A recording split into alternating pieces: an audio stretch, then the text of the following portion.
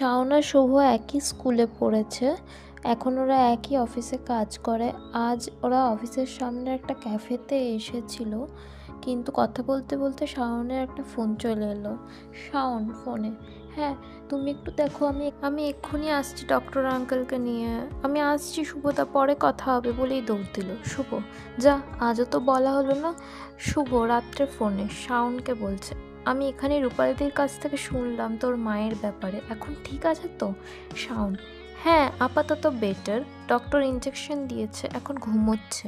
আসলে 14 ফেব্রুয়ারির বাবার পুলওয়ামা অ্যাটাকের চলে যাওয়ার পর থেকে গত 7 বছরে মা স্বাভাবিক হতে পারেনি, সেই ট্রমাটা এখনও আছে। দুপুরে কেয়ার টেকারের চোখ লেগে গিয়েছিল আর মা টিভি চালিয়েছিল।